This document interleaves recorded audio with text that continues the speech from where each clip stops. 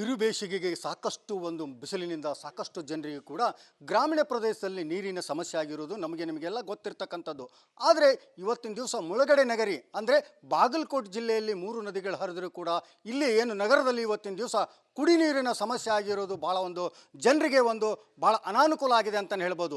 ಈ ವಿಚಾರವಾಗಿ ನಾವೀಗ ನೋಡ್ತಾ ಇರ್ಬೋದು ದೃಶ್ಯದಲ್ಲಿ ಏನು ಟ್ಯಾಂಕರ್ ಮೂಲಕ ನೀರನ್ನು ಹಾಕುವಂಥ ಕೆಲಸ ಸಾಕಷ್ಟು ಇಲ್ಲಿದ್ದಂಥ ಜನರು ಕೂಡ ಮಾಡ್ತಾ ಇದ್ದಾರೆ. ಯಾಕಂತಂದರೆ ಈಗಾಗಲೇ ಇಲ್ಲಿದ್ದಂಥ ಬೋರ್ವೆಲ್ ಕೂಡ ಎಲ್ಲವೂ ಬಂದಾಗಿದೆ. ಆದರೆ ಬೋರ್ವೆಲ್ನಲ್ಲಿ ನೀರು ಇಂಗಿರೋದ್ರಿಂದ ಯಾವುದೇ ಕಾರಣಕ್ಕೂ ಬೋರ್ವೆಲ್ ಕೂಡ ಬತ್ತಾ ಹೋದ್ರಿಂದ ಇವತ್ತಿನ ದಿವಸ ನಾವು ಅನಿವಾರ್ಯವಾಗಿ ಈ ಟ್ಯಾಂಕರ್ಗಳಿಂದ 400 ರಿಂದ 500 ರೂಪಾಯಿಗಳನ್ನು ಕೊಟ್ಟು ಈ ಟ್ಯಾಂಕರ್ ಮೂಲಕ ನೀರನ್ನು ಹಾಕಿಸ್ಕೊಳ್ಳುವಂಥ ಪರಿಸ್ಥಿತಿ ಇದೆ. ಹೀಗಾಗಿ ಸಾಕಷ್ಟು ಕಷ್ಟವನ್ನು ಎದುರಿಸ್ತಕ್ಕಂಥ ಜನರು ಎಷ್ಟೇ ಅಧಿಕಾರಿಗಳಿಗೂ ಮನವಿ ಮಾಡಿದರೂ ಕೂಡ ಯಾವ ಅಧಿಕಾರಿ ಕೂಡ ಇಲ್ಲಿವರೆಗೂ ಕೂಡ ಒಂದು ಸ್ಪಂದನೆ ಇಲ್ಲ, ಜೊತೆಗೆ ನೀರು ಬಿಡ್ತೀವಿ ಅಂತ ಹೇಳುವಂಥದ್ದು ಇಲ್ಲ. ಕಳೆದ 3 ತಿಂಗಳಿಂದನೂ ಕೂಡ ಇಂಥದೇ ಒಂದು ಸಮಸ್ಯೆಯನ್ನು ಎದುರಿಸ್ತಕ್ಕಂಥ ಬಂದಂಥ ಜನರು ಕೂಡ ಸಾಕಷ್ಟು ರೋಷಿ ಹೋಗಿ ಇವತ್ತಿನ ದಿನ ಅಧಿಕಾರಿಗಳಿಗೆ ಮನವಿ ಸಲ್ಲಿಸಿದರು, ಯಾರೂ ಕ್ಯಾರೆ ಅಂದಿಲ್ಲ ಅನ್ನುವಂಥದ್ದು ಕೂಡ ಹೇಳ್ತಾ ಇದ್ದಾರೆ. ಈ ವಿಚಾರವಾಗಿ ಮಾತನಾಡೋದಕ್ಕೆ ನಮ್ಮ ಜೊತೆಗೆ ಇಲ್ಲಿ ಏರಿಯಾದಲ್ಲಿದ್ದಂಥ ಸಾಕಷ್ಟು ಮಹಿಳೆಯರಿಗೆ ನೀರಿನ ಸಮಸ್ಯೆ ಅಂದರೆ ಗೊತ್ತಾಗುತ್ತೆ. ಅವರು ಏನು ಹೇಳ್ತಾರೆ ಅನ್ನೋದನ್ನು ನೇರವಾಗಿ ಅವರನ್ನು ಕೇಳೋಣ. ಮೇಡಮ್ ನಮಸ್ಕಾರ. ಈಗಾಗಲೇ ಎಷ್ಟು ದಿನಗಳಿಂದ ನೀರು ಬರ್ತಾ ಇಲ್ಲ, ನೀವು ನೀರಿಗಾಗಿ ಪರ್ಯಾಯ ವ್ಯವಸ್ಥೆ ಏನು ಮಾಡ್ತಾ ಇದ್ದೀರಿ? ನಾವೇನಿಲ್ಲ 3 ತಿಂಗಳಿಂದನ ನೀರು ಬರ್ತಾ ಇಲ್ರಿ ಇಲ್ಲಿ. ಮತ್ತು ಈಗ ಅದು ಅನಿವಾರ್ಯ ಆಗಿದೆ ನಮಗೆ. ನಾವು ಟ್ಯಾಂಕರ್ಲಿಂದನ ನೀರು ಹಾಕಿಸ್ಕೊಳ್ತಾ ಇದ್ದೀವಿ. ಈಗ ನಾವು ಮತ್ತು ಅಧಿಕಾರಿಗಳಿಗೆ ಎಷ್ಟೇ ಹೇಳಿದ್ರು ಸಹಿತ ಅವ್ರು ಹ್ಞೂ ಅಂತಾರೆ, ಆದ್ರೂ ಅದಕ್ಕೇನು ಇದು ಸ್ಪಂದಿಸಿ. ಈಗ ಟ್ಯಾಂಕರಿಂದ ನೀರು ಹಾಕಿಸ್ಕೋತಿರಲ್ಲ, ಇದು ಗೌರ್ಮೆಂಟ್ನವ್ರು ಹಾಕಿಸ್ತಾರೋ ನೀವೇ ಸ್ವಂತ ಹಾಕಿಸ್? ನಾವೇ ಸ್ವಂತ ಹಾಕಿಸ್ಕೋತೀವ್ರಿ, ನಾವೇ ದುಡ್ಡು ಕೊಟ್ಟು ಹಾಕಿಸ್ಕೋತೀವಿ. ಯಾವುದೇ ಅಧಿಕಾರಿಗಳಾಗಲಿ ಮತ್ತು ಬೇರೆದವ್ರಾಗಲಿ ಯಾರು ಬಂದೇ ಇಲ್ಲ? ಯಾರೂ ಬಂದೇ ಇಲ್ರಿ ಇಲ್ಲಿವರೆಗೆ. ಅದ್ರ ಮತ್ತೆ ಹೆಂಗ್ರಿ ನೀರು ಒಂದು ವೇಳೆ ಟ್ಯಾಂಕರ್ ತರಿಸಿ ಹಾಕಿಸ್ಕೊಳ್ಳಿಕ್ಕೆ ದುಡ್ಡಿಲ್ಲ ಅಂದ್ರೆ ಹೆಂಗೆ ಮಾಡ್ಬೇಕು ಅಂತವ್ರೆಲ್ಲ? ಮತ್ತೆ ಈಗ ನಮಗೆ ಅದು ಅನಿವಾರ್ಯ ರೀ. ಈಗ ಏನಾರ ಇಲ್ಲ ಅಂದ್ರೂ ಅಂಗಡಿಲಿಂದ ತರ್ಬೋದು, ಆದ್ರೆ ನೀರಂತೂ ಬೇಕಲ್ರಿ ಈಗ. ಅದರಿಂದ ಮತ್ತು ನಾವು ನೀರು ಹಾಕಿಸ್ಕೊಳ್ಳೋಣ ಬೇಕು. ಅದು ಇರಲಿಲ್ಲ ಅಂದ್ರೆ ನಮ್ಮ ಕೆಲಸ ಮುಂದೆ ಆಗೋದೂ ಇಲ್ಲ. ಏನು ಸಾಕಷ್ಟು ಸಮಸ್ಯೆ ಇದ್ದರೂ ಕೂಡ ಇಲ್ಲಿ ಒಬ್ಬರು ಕೂಡ ನಮ್ಮ ಜೊತೆಗಿದ್ದಾರೆ. ಅವರಿಗೆ ಯಾವ ರೀತಿಯ ಸಮಸ್ಯೆ ಆಗ್ತದೆ? ಯಾಕಂತಂದರೆ ಇಲ್ಲಿ ಒಂದೇ ಏರಿಯಾ ಅಂತಲ್ಲ, ನಗರ ಪ್ರದೇಶದ ಹೃದಯದ ಭಾಗದಲ್ಲಿರ್ತಕ್ಕಂಥ 4 ರಿಂದ 5 ಲೇಔಟ್ಗಳಲ್ಲಿ ಇದೇ ಒಂದು ಪರಿಸ್ಥಿತಿ ಬಂದಿದೆ. ಈ ವಿಚಾರವಾಗಿ ಮಾತನಾಡೋದಕ್ಕೆ ನಮ್ಮ ಜೊತೆಗಿದ್ದಾರೆ. ಸರ್, ಯಾವ ರೀತಿ ಸಮಸ್ಯೆ ಆಗ್ತಾ ಇದೆ, ಪ್ರೆಸೆಂಟ್ ಸಮಸ್ಯೆಯನ್ನು ಹೆಂಗೆ ಎದುರಿಸ್ತಾ ಇದ್ದೀರಿ ನೀವು? ಸರ್, ನಮ್ಮ ಬಾಗಲಕೋಟೆ ವಿದ್ಯಾಗಿರಿ ವಿದ್ಯಾಕಾಶಿ ಅಂತಂದ್ಬಿಟ್ಟು ವಿದ್ಯಾವಂತರು ಇರುವಂಥ ಒಂದು ಏರಿಯಾದಲ್ಲಿ ಇವತ್ತಿನ ದಿವಸ ಕುಡಿಯೋ ನೀರನ್ನು ಪೂರೈಸೋಕ್ಕೆ ಆಗ್ತಾಯಿಲ್ಲ ನಗರಸಭೆ ಅಧಿಕಾರಿಗಳಿಂದ. ನಾವು ಈ ಥರ ಒಂದು ಮನವಿಗಳನ್ನು ಕೊಟ್ಟರು ಕೂಡ ಅವರು ಸ್ಪಂದನೆ ಮಾಡ್ದೇ ನಮಗೆ ಕಳೆದ 3 ತಿಂಗಳಿಂದ ಬರೀ ಆಶ್ವಾಸನೆಯನ್ನು ಕೊಡ್ತಾ ಬರ್ತಾ ಇದ್ದಾರೆ. ಅಲ್ಲಿ ಪೈಪ್ಗಳ ಜೋಡಣೆ ಕಟ್ಟಾಗಿದೆ, ಇದು ಕಟ್ಟಾಗಿದೆ, ನೀರು ಬತ್ತಿ ಹೋಗಿದೆ ಅಂತಂದ್ಬಿಟ್ಟು ಹೇಳ್ತಾ ಇದ್ದಾರೆ. ಬಟ್ ಸ್ಥಳೀಯವಾಗಿ ಬಂದುಬಿಟ್ಟು ಯಾವುದೇ ಥರದ್ದು ಏನು ಸಮಸ್ಯೆ ಆಗಿದೆ ಖುದ್ದಾಗಿ ಅದನ್ನು ವೀಕ್ಷಣೆ ಮಾಡಿ ಎಲ್ಲ ಸಮಸ್ಯೆ ಬಗೆಹರಿಸ್ಬೋದು ಅಂತ ವಿಚಾರ ಮಾಡಿಬಿಟ್ಟು ಬಗೆಹರಿಸಿದರೆ ಒಂದೇ ದಿವಸದಲ್ಲೇ ಬಗೆಹೋಗುತ್ತೆ.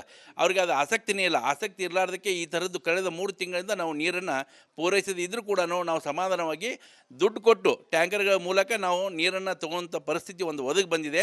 ಅದನ್ನೇ ಕೂಡಲೇ ನಗರಸಭೆ ಅಧಿಕಾರಿಗಳು ಕ್ರಮ ವಹಿಸಬೇಕಂತಂದ್ಬಿಟ್ಟು ನಾವು ಸಾರ್ವಜನಿಕರ ಪರವಾಗಿ ಅವ್ರಿಗೆ ಒತ್ತಾಯ ಮಾಡ್ತಾ ಇದ್ದೀವಿ.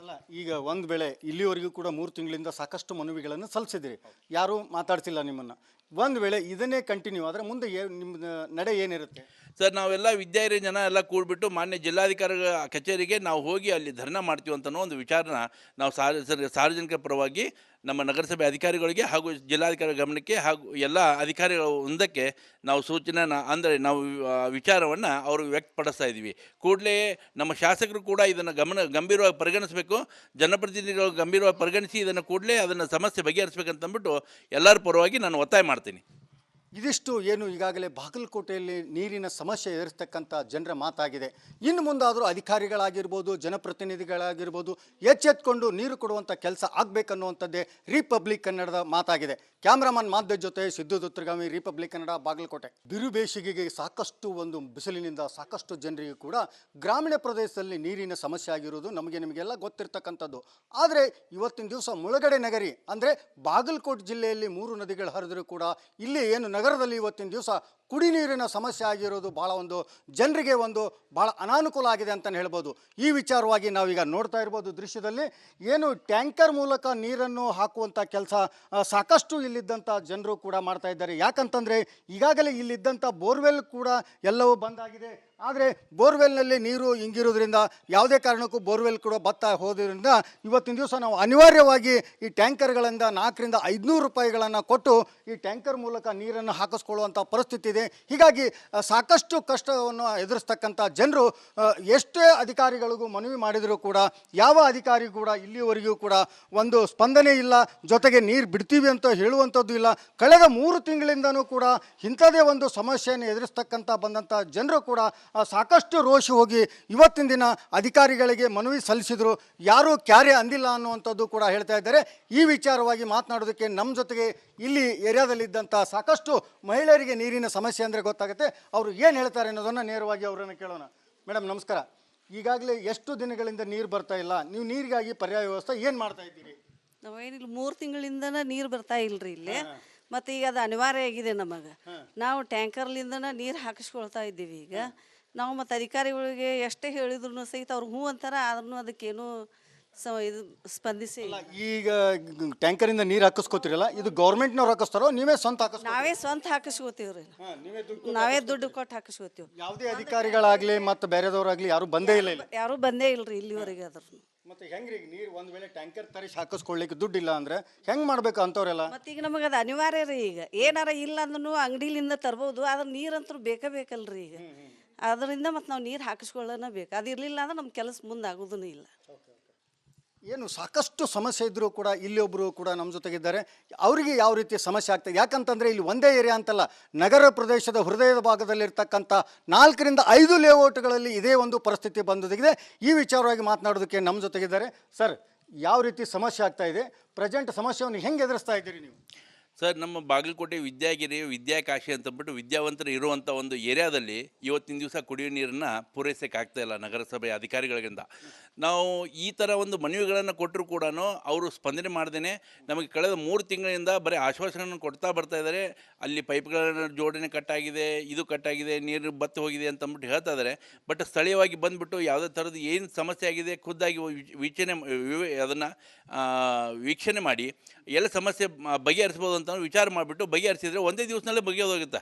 ಅವ್ರಿಗೆ ಅದು ಆಸಕ್ತಿನೇ ಇಲ್ಲ. ಆಸಕ್ತಿ ಇರಲಾರ್ದಕ್ಕೆ ಈ ಥರದ್ದು ಕಳೆದ 3 ತಿಂಗಳಿಂದ ನಾವು ನೀರನ್ನು ಪೂರೈಸದೇ ಇದ್ದರೂ ಕೂಡ ನಾವು ಸಮಾಧಾನವಾಗಿ ದುಡ್ಡು ಕೊಟ್ಟು ಟ್ಯಾಂಕರ್ಗಳ ಮೂಲಕ ನಾವು ನೀರನ್ನು ತಗೊಳ್ಳೋಂಥ ಪರಿಸ್ಥಿತಿ ಒಂದು ಒದಗಿ ಬಂದಿದೆ. ಅದನ್ನೇ ಕೂಡಲೇ ನಗರಸಭೆ ಅಧಿಕಾರಿಗಳು ಕ್ರಮ ವಹಿಸಬೇಕಂತ ಅಂದ್ಬಿಟ್ಟು ನಾವು ಸಾರ್ವಜನಿಕರ ಪರವಾಗಿ ಅವ್ರಿಗೆ ಒತ್ತಾಯ ಮಾಡ್ತಾ ಇದ್ದೀವಿ. ಈಗ ಒಂದು ವೇಳೆ ಇಲ್ಲಿವರೆಗೂ ಕೂಡ 3 ತಿಂಗಳಿಂದ ಸಾಕಷ್ಟು ಮನವಿಗಳನ್ನು ಸಲ್ಲಿಸಿದಿರಿ, ಯಾರೂ ಮಾತಾಡ್ತಿಲ್ಲ ನಿಮ್ಮನ್ನು. ಒಂದು ವೇಳೆ ಇದನ್ನೇ ಕಂಟಿನ್ಯೂ ಆದರೆ ಮುಂದೆ ನಿಮ್ಮ ನಡೆ ಏನಿರುತ್ತೆ? ಸರ್, ನಾವೆಲ್ಲ ವಿದ್ಯಾರ್ಥಿ ಜನ ಎಲ್ಲ ಕೂಡಿಬಿಟ್ಟು ಮಾನ್ಯ ಜಿಲ್ಲಾಧಿಕಾರಿಗಳ ಕಚೇರಿಗೆ ನಾವು ಹೋಗಿ ಅಲ್ಲಿ ಧರ್ನಾ ಮಾಡ್ತೀವಿ ಅಂತನೋ ಒಂದು ವಿಚಾರನ ನಾವು ಸಾರ್ವಜನಿಕರ ಪರವಾಗಿ ನಮ್ಮ ನಗರಸಭೆ ಅಧಿಕಾರಿಗಳಿಗೆ ಹಾಗೂ ಜಿಲ್ಲಾಧಿಕಾರಿ ಗಮನಕ್ಕೆ ಹಾಗೂ ಎಲ್ಲ ಅಧಿಕಾರಿಗಳ ಒಂದಕ್ಕೆ ನಾವು ಸೂಚನೆ ಅಂದರೆ ನಾವು ವಿಚಾರವನ್ನು ಅವ್ರಿಗೆ ವ್ಯಕ್ತಪಡಿಸ್ತಾ ಇದ್ದೀವಿ. ಕೂಡಲೇ ನಮ್ಮ ಶಾಸಕರು ಕೂಡ ಇದನ್ನು ಗಂಭೀರವಾಗಿ ಪರಿಗಣಿಸಬೇಕು, ಜನಪ್ರತಿನಿಧಿಗಳು ಗಂಭೀರವಾಗಿ ಪರಿಗಣಿಸಿ ಇದನ್ನು ಕೂಡಲೇ ಅದನ್ನು ಸಮಸ್ಯೆ ಬಗೆಹರಿಸಬೇಕಂತಂದ್ಬಿಟ್ಟು ಎಲ್ಲರ ಪರವಾಗಿ ನಾನು ಒತ್ತಾಯ ಮಾಡ್ತೀನಿ. ಇದಿಷ್ಟು ಏನು ಈಗಾಗಲೇ ಬಾಗಲಕೋಟೆಯಲ್ಲಿ ನೀರಿನ ಸಮಸ್ಯೆ ಎದುರಿಸ್ತಕ್ಕಂಥ ಜನರ ಮಾತಾಗಿದೆ. ಇನ್ನು ಮುಂದಾದರೂ ಅಧಿಕಾರಿಗಳಾಗಿರ್ಬೋದು, ಜನಪ್ರತಿನಿಧಿಗಳಾಗಿರ್ಬೋದು ಎಚ್ಚೆತ್ಕೊಂಡು ನೀರು ಕೊಡುವಂಥ ಕೆಲಸ ಆಗಬೇಕನ್ನುವಂಥದ್ದೇ ರಿಪಬ್ಲಿಕ್ ಕನ್ನಡದ ಮಾತಾಗಿದೆ. ಕ್ಯಾಮ್ರಾಮನ್ ಮಾಧ್ಯ ಜೊತೆ ಸಿದ್ದು ದುತ್ರಗಾಮಿ, ರಿಪಬ್ಲಿಕ್ ಕನ್ನಡ, ಬಾಗಲಕೋಟೆ.